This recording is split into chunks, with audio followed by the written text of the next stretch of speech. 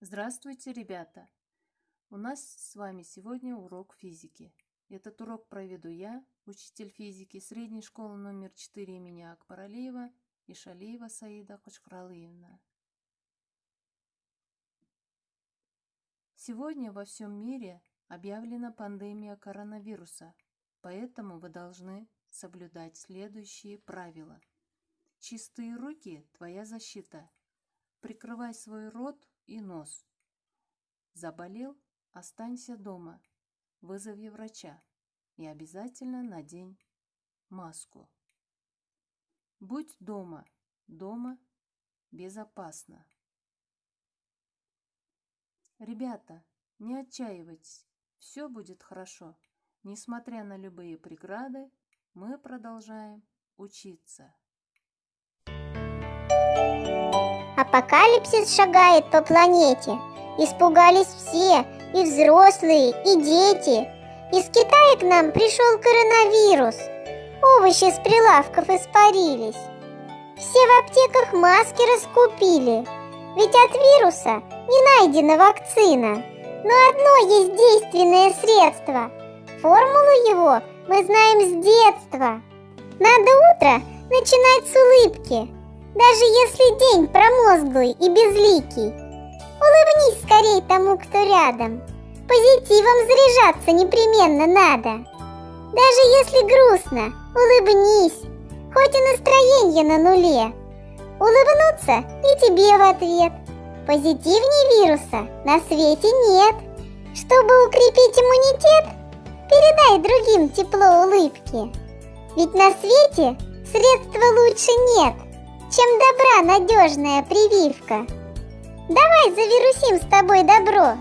Пускай же победит скорее оно болезни все, невзгоды и ненастье, и приведет с собою вирус счастья. Итак, у нас сегодня тема урока «Механические колебания и волны». Цели урока – обобщить, совершенствовать знания по теме колебания и волны, совершенствовать навыки решения задач различного типа и расширить кругозор учащихся. Колебание – это движение, повторяющееся в определенный промежуток времени. Итак, колебательным движением называется периодически повторяющиеся движения тел.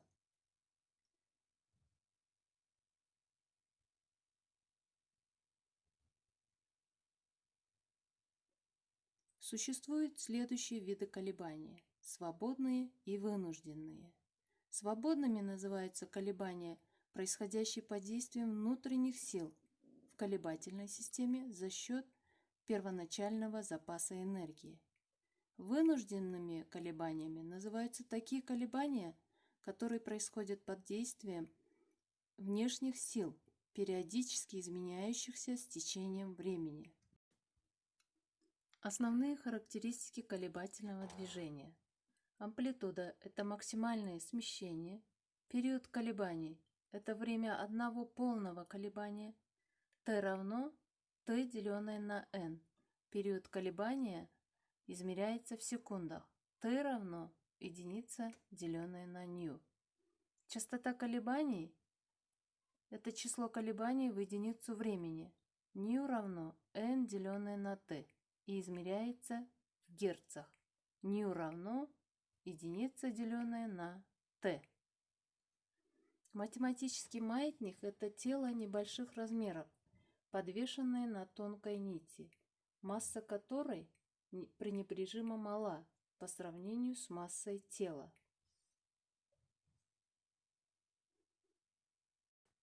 Теперь решим эту задачу. Если груз, подвешенный на пружине, за 2 минуты делает 60 колебаний, то определите период и частоту этого колебания. Пишем «дано». Здесь число колебаний равняется 60. Время 2 минуты нужно перевести в систему Си, это будет 120 секунд. И решаем по формуле T равно T, деленное на N. Таким образом у нас получается 2 секунды. ню равно единице, деленное на t. Получается 0,5 Гц. Ответ t равно 2 секунды и ню равно 0,5 Гц.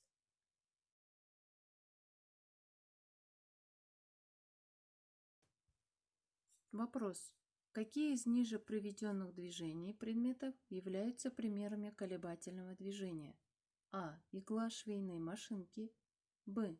Движение шарика по горизонтальной поверхности. В.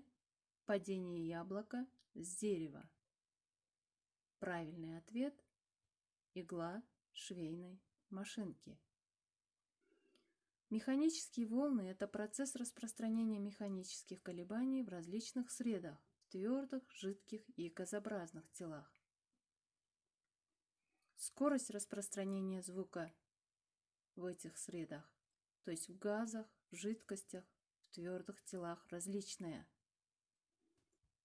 Например, скорость звука в воздухе 331 метра в секунду, в водяном паре 494 метра в секунду, в обычной воде 1497 метров в секунду, в ртути 1451 метр в секунду, в железе 5850 метров в секунду, в меди 4700 метров в секунду.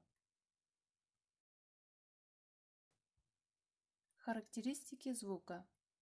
Громкость – это качество слухового ощущения, зависящее от амплитуды колебаний. Высота – это качество слухового ощущения, зависящее от частоты колебаний. И тембр – звуковая окраска. Скорость и длина волны. Скорость волны – это скорость распространения колебаний в упругой среде. Скорость волны равняется произведению длины волны на ее частоту. Длина волны – это расстояние, на которое распространяется волна за время, равное одному периоду. Длина волны равняется произведению скорости волны на ее период. А теперь порешаем еще задачу. Скорость звука в воздухе 340 метров в секунду. Длина звуковой волны в воздухе для самого низкого голоса человека достигает 4,3 метра. Нужно определить частоту колебаний этого голоса. Записываем. Дано. Лямбда равно 4,3 метра, В равно 340 метров в секунду. Нужно найти частоту. Решаем по формуле ню равно V, деленное на лямбда. Ответ получается 79 Гц. Вопрос. В какой среде скорость звука самая большая? А. В воздухе, Б. В воде, В. В стекле и Г. В железе. Правильный ответ – в железе. Для закрепления темы напишем физический диктант. Этот диктант состоит из 7 вопросов.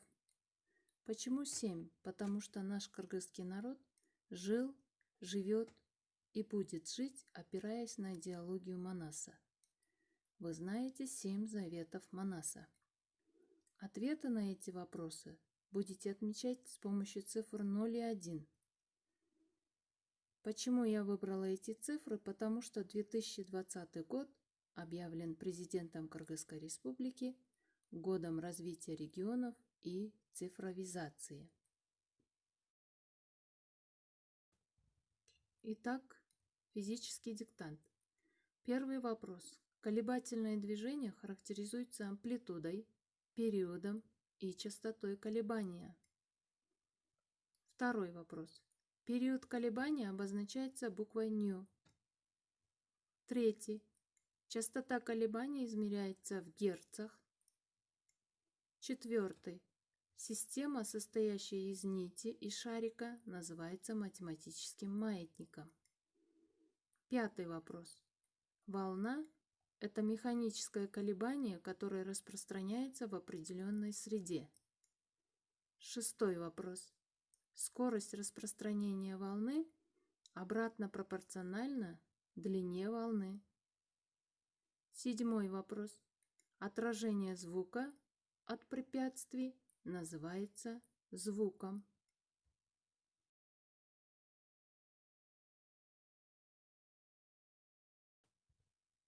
Ответ должен быть вот таким. Рефлексия урока.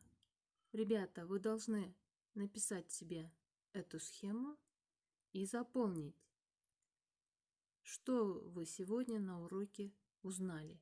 Я повторил, я научился, я запомнил.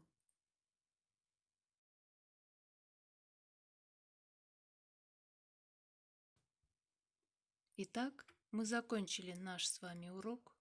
Домашнее задание. Упражнение 15, 3-6 задача. До свидания, до новых встреч!